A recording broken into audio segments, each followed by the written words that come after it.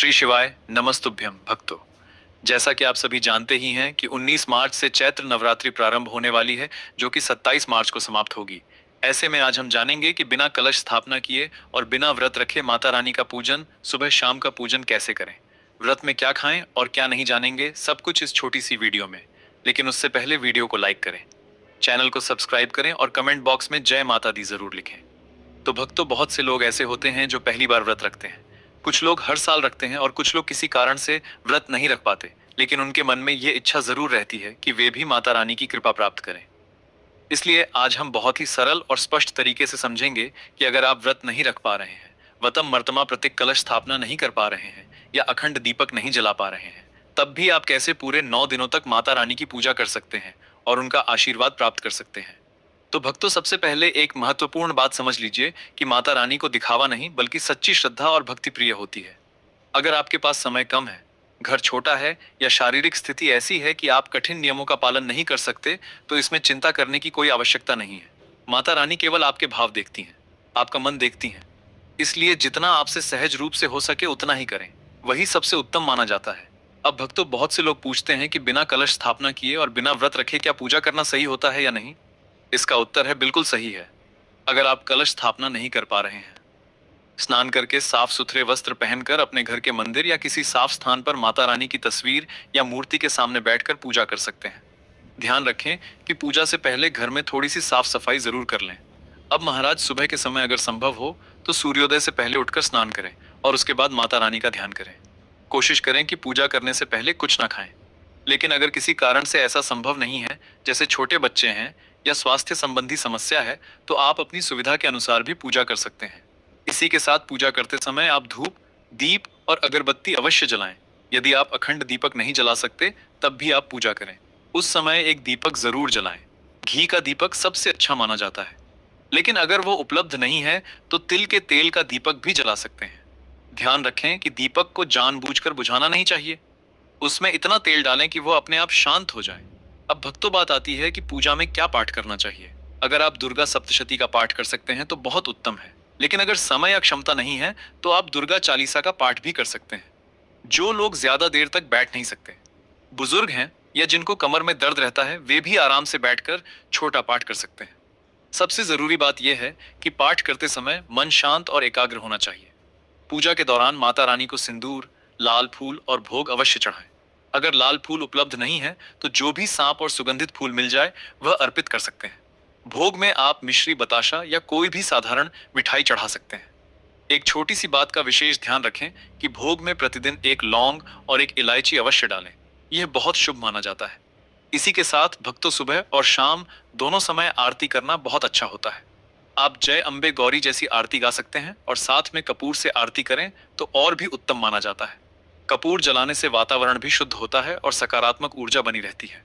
यदि संभव हो तो पूरे घर में कपूर की धनी भी दे सकते हैं।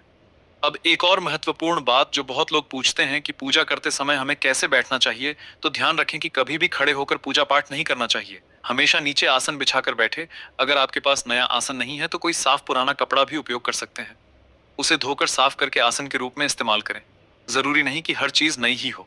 साफ और पवित्र होना ज्यादा महत्वपूर्ण है। अब भक्तों, आगे बढ़ते हैं और समझते हैं कि जो लोग व्रत रखते हैं या नहीं रखते, उन्हें खाने पीने में क्या ध्यान रखना चाहिए। सबसे पहले ये समझ ले कि व्रत रखने का तरीका हर व्यक्ति के अनुसार अलग अलग हो सकता है। कुछ लोग पूरे दिन उपवास रखते हैं और शाम को भोजन करते हैं। कुछ लोग केवल फलाहार लेते हैं। कुछ लोग दिन में 1 या 2 बार हल्का भोजन करते हैं। इसलिए आपको अपनी शारीरिक क्षमता के अनुसार ही व्रत रखना चाहिए। अगर आप व्रत रख रहे हैं तो सेंधा नमक का सेवन कर सकते हैं। मसालों में जीरा, काली मिर्च और हरी मिर्च का उपयोग कर सकते हैं। आप आलू, शकरकंद, मूंगफली, साबूदाना और विभिन्न फल खा सकते हैं। दूध, दही और सूखे मेवे भी व्रत में लिए जा सकते हैं, लेकिन लहसुन, प्याज और सामान्य नमक का उपयोग नहीं करना चाहिए। अब बात आती है साबूदाने की, जो कि बहुत लोगों के मन में सवाल पैदा करता है।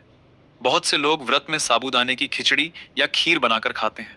इसे सामान्य रूप से व्रत में स्वीकार किया जाता है, लेकिन ध्यान रखें कि यह एक प्रोसेस से बनकर आता है, इसलिए इसका सेवन सीमित मात्रा में ही करना चाहिए। अगर आप चाहे तो फल और अन्य प्राकृतिक चीजों को अधिक प्राथमिकता दे सकते हैं।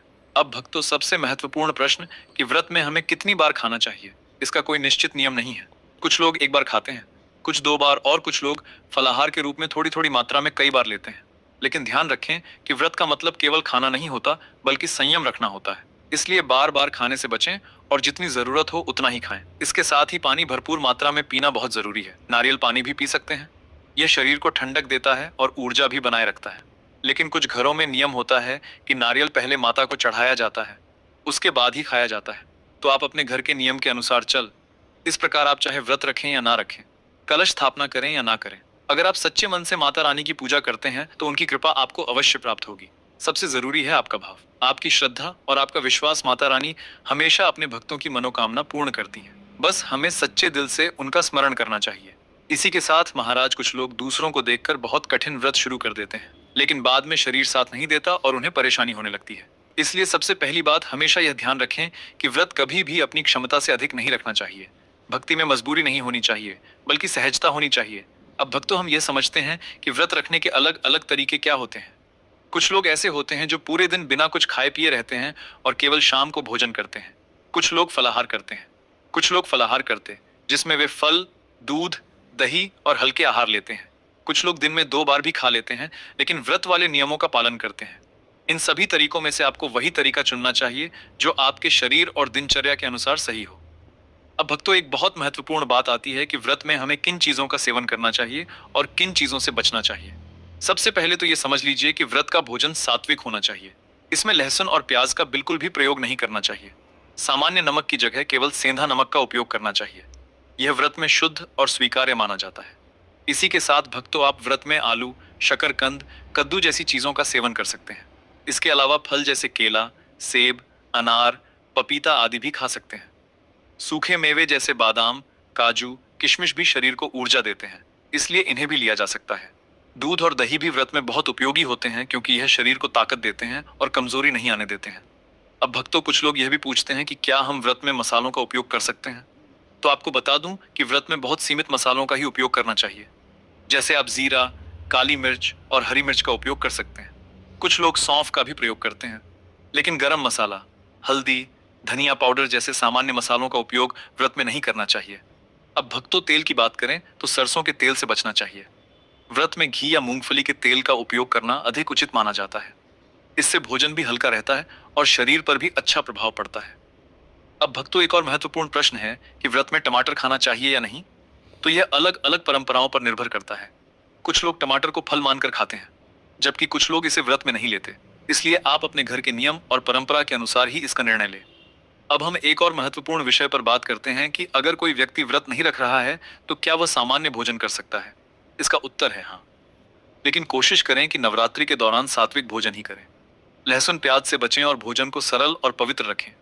इससे आपका मन भी शांत रहेगा और आप पूजा में अधिक ध्यान लगा पाएंगे।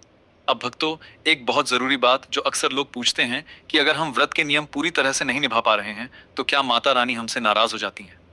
तो इसका उत्तर है बिल्कुल नहीं। माता रानी माँ है और माँ कभी अपने बच्चों से नाराज नहीं होती, खासकर तब जब बच्चा अपनी क्षमता के अनुसार प्रयास कर रहा हो।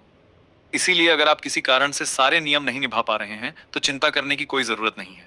जितना आपसे हो सके उतना ही करें और सच्चे मन से माता रानी का स्मरण करें। अब बात करते हैं पूजा के समय की दिनचर्या के बारे में। अगर आप नियमित रूप से सुबह और शाम पूजा कर सकते हैं तो बहुत अच्छा है। सुबह के समय स्नान करके साफ कपड़े पहनकर पूजा करें और शाम को भी एक बार आरती अवश्य करें। अगर आपके पास समय कम है तो आप छोटी पूजा भी कर सकते हैं, लेकिन ध्यान रखें कि वह मन से होनी चाहिए। पूजा के दौरान दीपक जलाना बहुत महत्वपूर्ण माना जाता है। अगर आप अखंड दीपक नहीं जला पा रहे हैं दीपक, तो भी जब भी पूजा करें उस समय दीपक अवश्य जलाएं। ये एक तरह से माता रानी के सामने प्रकाश और श्रद्धा का प्रतीक होता है। साथ ही धूप और अगरबत्ती भी जलाएं, जिससे वातावरण शुद्ध और सुगंधित बना रहता है। तो भक्तों, आशा करते हैं कि अब आपके सभी प्रश्नों के उत्तर आपको मिल गए होंगे। अगर फिर भी आपके मन में कोई सवाल है तो आप पूछ सकते हैं। और यदि आपको यह जानकारी उचित लगी हो तो वीडियो को लाइक करें, चैनल को सब्सक्राइब करें और कमेंट बॉक्स में जय माता दी जरूर लिखें। धन्यवाद।